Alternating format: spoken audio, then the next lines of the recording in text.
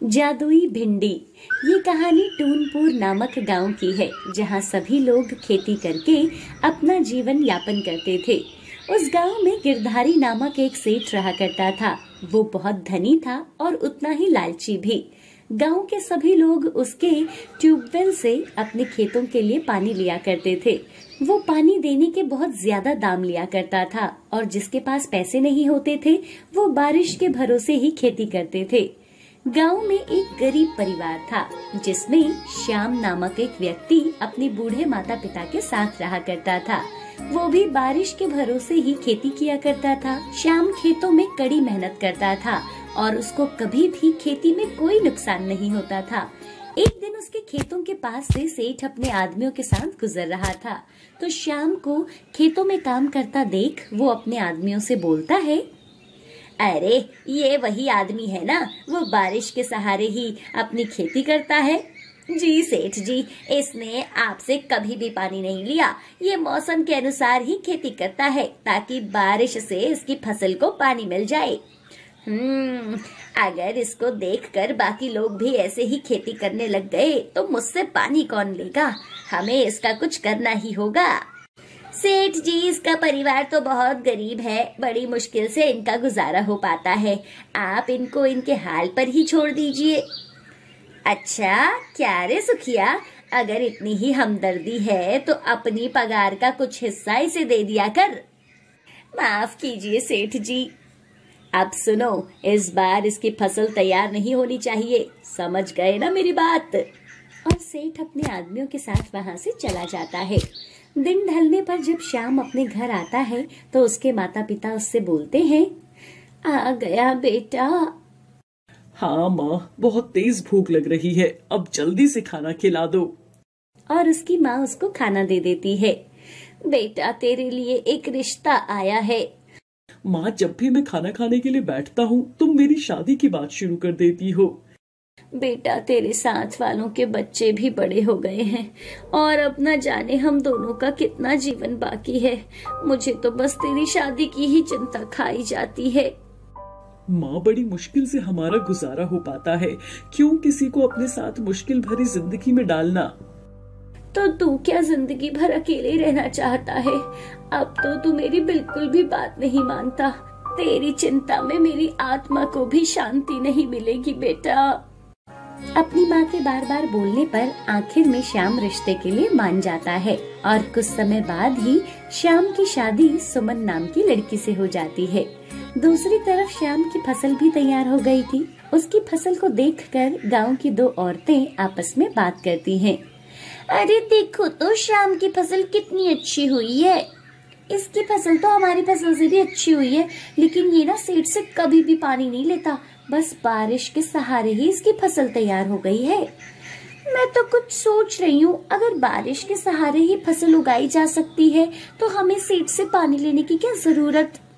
ठीक कह रही हो तुम। मैं तो खुद अब सेठ से पानी नहीं लूंगी, इसी के जैसे खेती कर लेंगे। वैसे भी सेठ तो मुंह मांगे पैसे लेता है। उन दोनों की सारी बातें सेठ का आदमी सुन लेता है और वो सारी बात जाकर गिरधारी सेठ को बता देता है।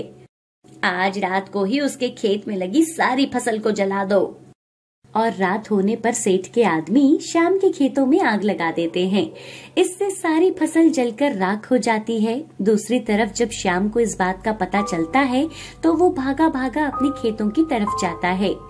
हे भगवान, ये सब कैसे हो गया? उसके पीछे पीछे उसकी पत्नी सुमन भी वहाँ आ जाती है। जरूर किसी ने ना जानबूझकर हमारे खेतों में आग लगाई है, बाकी सबकी फसल तो ठीक है।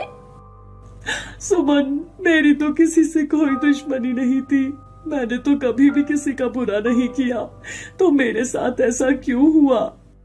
श्याम और सुमन वापस अपने घर चले जाते हैं। अब श्याम को यही चिंता खाई जा रही थी कि अब वो अपना घर कैसे चलाएगा। तभी उसके पास उसकी पत्नी आती है। आप चिंता मत कीजिए, भगवान जरूर कोई न कोई रास्ता दिखाएंगे। और श्याम के माता पिता भी उसके पास आ जाते हैं। देख बेटा, जो होना था वो हो गया, अब ऐसे परेशान होने का कोई फायदा नहीं है। हाँ बेटा, तू हौसला रख, भगवान ने हमारे लिए कुछ न कुछ तो सोचा ही होगा। सभी की बात सुनकर श्याम खुद को हौसला देता है। अगले दिन श्याम गांव के पास के जंगल में जाता है और एक पेड़ के नीचे बैठता है। तभी वहाँ घोड़े पर सवार एक व्यक्ति आता है और श्याम के पास आकर उससे पूछता है, अरे भाई, ये सुल्तानपुर यहाँ से कितनी दूर है? सुल्तानपुर तो यहाँ से काफी दूर है। यहाँ से पूरा एक दिन लगता है सुल्तानपुर के लिए। आप पूर्व दिशा में चलते जाइए। ठीक है, आपका धन्यवाद। और वो घुड़सवार वहाँ से चला जाता है। उसके आगे जाते ही श्याम को उसकी चिल्लाने की आवाज सुनाई देती है। अरे, ये किसकी चिल्लाने की आवाज है? श्याम भागकर जंगल की ओर जाता है और वो देखता है कि घुड़सवार पर एक पेड़ की शाखा गिरी हुई थी। श्याम भागकर उसके पास जाता है और उसके ऊपर से उस टहनी को हटाता है। आपको कहीं ज्यादा चोट तो नहीं लगी? नहीं, मैं ठीक हूँ। मेरे जीवन में तो ये सब चलता ही रहता है। अच्छा, कौन है आप? मेरा नाम विक्रम है। मैं भरतपुर का राजा हूँ। तुमने आज मेरी जान बचाकर मुझ पर बहुत बड़ा उपकार किया है। अगर मैं तुम्हारे किसी काम आ सकूँ तो मुझे जरूर बताना। श्याम उसको अपने साथ घटित हुई सारी बात बताता है। तुम चिंता मत करो, मेरे पास तुम्हारे लिए कुछ है। वो राजा उसे एक छोटी सी पोटली देता है। इसमें भिंडी के जादुई बीज है। तुम इन्हें जहाँ लगाओगे वहाँ हमेशा भिंडी लगी रहेंगी। जादुई भिंडी बीज? हाँ, ये मुझे एक जादूगरनी ने दिए थे और किसी जरूरतमंद को देने को कहा था। शायद वो तुम ही हो, लेकिन याद रखना, अगर तुमने इसे काटने या नुकसान पहुंचाने की कोशिश की तो ये विनाशकारी बन जाएंगी। मैं इस बात का जरूर ध्यान रखूंगा। आपका बहुत बहुत धन्यवाद राजा जी। और वो राजा अपने घोड़े पर सवार होकर वहाँ से चला जाता है।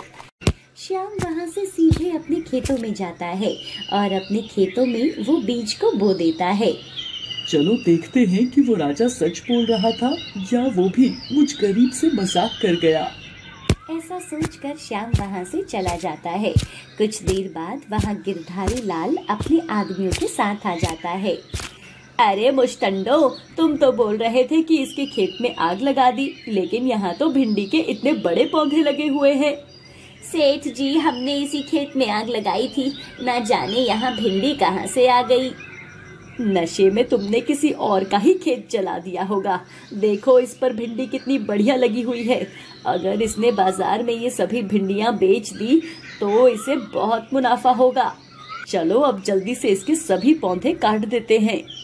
जैसे ही वो भिंडी का एक पौधा काटते हैं, तभी वो पौधे उन्हें अपने बेलों में बांध लेते हैं। वो सभी चिल्लाते हैं, अरे ये कैसे पौधे हैं? ये तो हमें कच्चा खा जाएंगे। कोई हमें बचाओ। दोपहर के समय खेतों में दूर दूर तक उन्हें बचाने वाला कोई नहीं था और वो पौधे उन्हें जिंदा ही निगल जाते हैं। अगले दिन जब श्याम अपने खेतों में पानी देने आता है और अपने खेतों को देखकर वो हैरान रह जाता है। सभी पौधे भिंडी से भरे हुए थे। अब श्याम रोज खेतों से भिंडी तोड़कर बाजार में बेच आता था और रोज सभी पौधे भिंडियों से लदे रहते थे। कुछ ही समय में श्याम गांव का एक अमीर और इज्जतदार आदमी बन जाता है और वो गांव वालों की भी बहुत मदद किया करता था। जादुई भिंडी के पौधे ने सेठ गिरधारी को भी उसके पापों की सजा दे दी थी।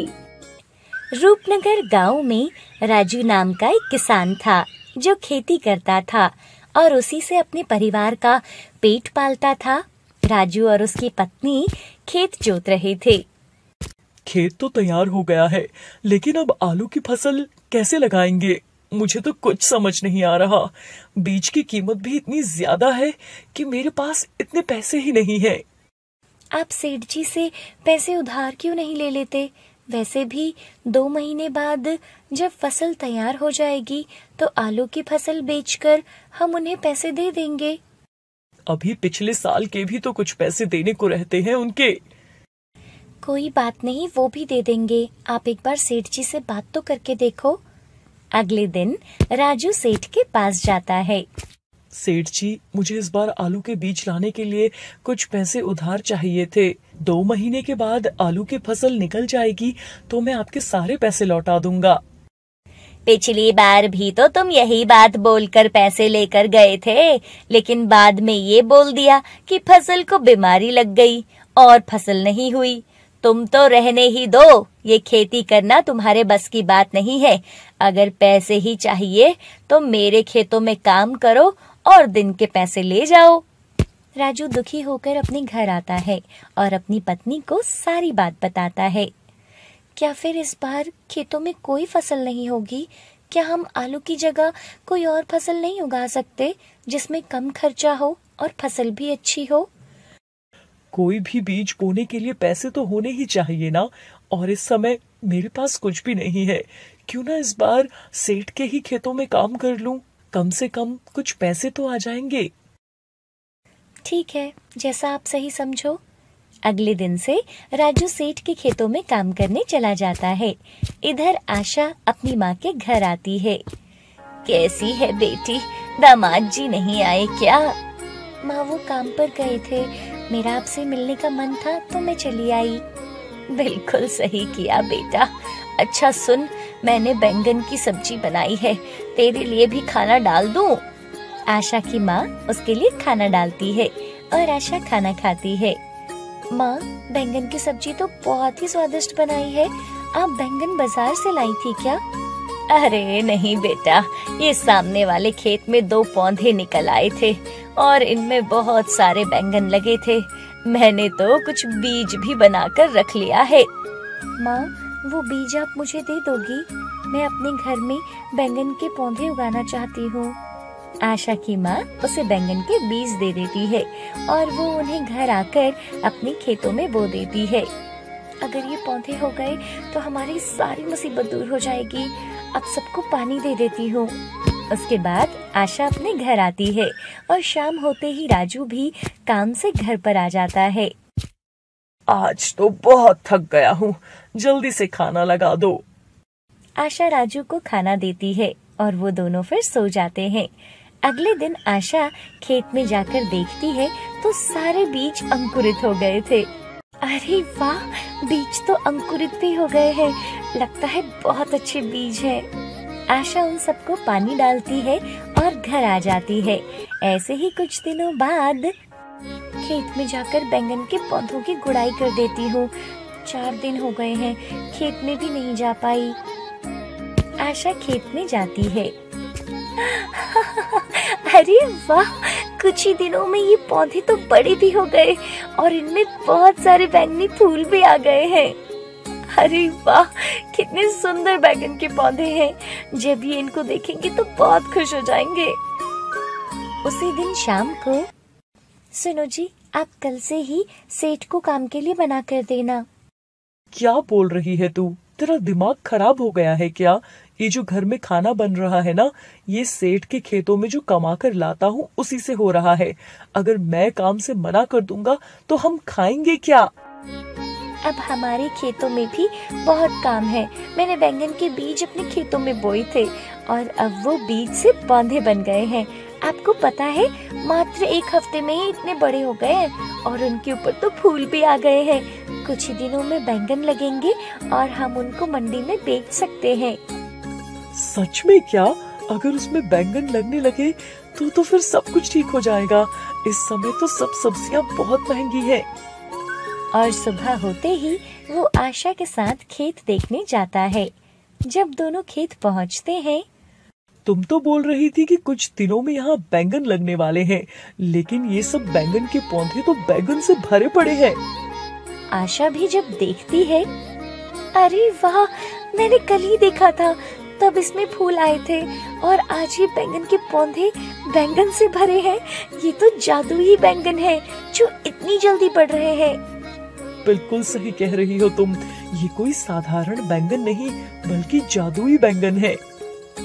राजू के पूरे खेत में बैंगन के पौधे बैंगन से भरे पड़े थे। हमें आज ही ये बैंगन तोड़कर मंडी बेचने चाहिए। राजू और आशा बैंगन तोड़ना शुरू कर देते हैं और कुछ ही देर में वो 2 टोकरी बैंगन भरकर तोड़ लेते हैं। आज बस इतने ही बैंगन तोड़ते हैं, बाकी के कल तोड़ेंगे। तुम घर जाओ, मैं इनको मंडी ले जाकर बेच आता हूँ। राजू उन बैंगन को मंडी लेकर जाता है। हाँ भाई, बैंगन लेकर आए हो? 25 रुपए किलो बैंगन ले लूंगा। दो भाई, इधर ही दे दो। भाई मेरे पास 2 टोकरी बैंगन है। हाँ हाँ, सब ले लेंगे बैंगन। बैंगन तो बहुत ही अच्छे हैं, एकदम ताजे ताजे। हाँ भाई, हमने बैंगन की खेती की है और अब मैं हर रोज बैंगन लेकर आया करूँगा। एक आदमी राजू की दोनों टोकरी बैंगन ले लेता है और पैसे राजू को दे देता है। राजू खुशी खुशी पैसे लेकर अपने घर आता है। सब लोग राजू के खेत में बैंगन देखकर बातें करते हैं। अरे बैंगन तो राजू के खेत में लगे हैं भाई, वहाँ पूरे पौधे बैंगनों से भरे पड़े हैं। हाँ बिल्कुल ठीक बोल रहे हो, और मजे की बात तो ये है कि एक ही पौधे को सब तरह के बैंगन लगे हैं, मानो खुद से ही ये ब्रीड बनाई हो।